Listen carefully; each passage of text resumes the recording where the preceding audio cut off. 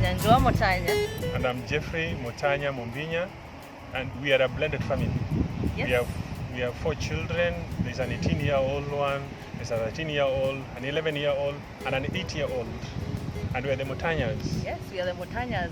How did we become a blended family? A blended family is where the couple come together and get married, and they come with children from previous relationships. That's how a blended family happens. It can be because they were widowed. It can be because they were single parents before. It can be because of divorce. For our case, it's because of divorce. What are some of the joys you can think of being in this blended family?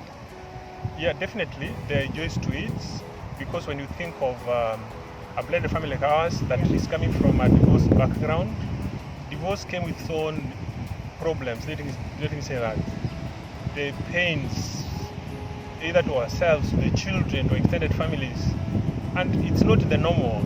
So coming from that point to a family setup where everyone can identify with a family, you have a father, you have a mother, even you yourself, you have a spouse. I feel that is a big plus, that eventually you get to belong to a family again. Yeah. For me, the joy is how big life is. We have 4 children, plus ourselves. In a simple city, we're already 6 people. Life is big. There is the funny one, there is the reserved one, there is the loud one, the quiet one, and every day is just one big bubble of robust life. So I love it. I love how full life is. The other thing I love about it is what you just said. I am into second chances.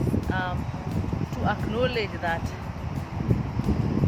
something was broken, mistakes were made, and we have had to, redo everything. And now, having braved the storm, and we are sitting on the other side of it, it's truly a story of second chances. And I am truly appreciative that God gave us that, a second chance. What are the challenges? Yeah, so we've coming from a broken background. On this other side, there are challenges too, because we've carried scars from our previous families. These are children who have their mother or their father out there. Their mother and their father who is out there has their different set of expectations on these children and background. On this other side, there are challenges too, because we've carried scars from these are children who have their mother or their father out there. Their mother and their father who is out there has their different set of expectations on these children. Sometimes those expectations can conflict with what we have together here. So that becomes a challenge.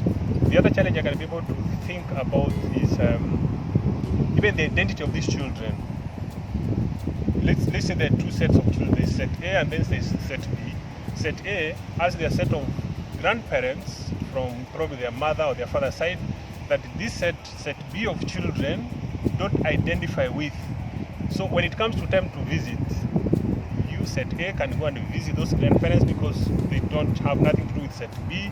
So there's all that kind of a thing. So at that point you feel like there's a division, and yeah, there are all those details of challenges. Yes. I agree. I think another one that comes to my mind is the stereotypes and the biases. So there's the stereotype of the stepdad, of the stepmom, of the stepsister, the stepbrother. There's always things people have read in stories have heard that are rarely positive. So to just navigate all the stereotypes and stay authentic to who you are, that's always a challenge. And then the second one is, you need so much more of everything. You need more patience, you need more love, you need to be more organized, because now you're running so many interactions. You have your relationships with God, you have your relationship with the spouse, with each individual child, with their grandparents, with your co-parents who are previous spouses. So there is so much grace you need. If you're patient before, you now need to be more. If you're organized, you have to be more organized.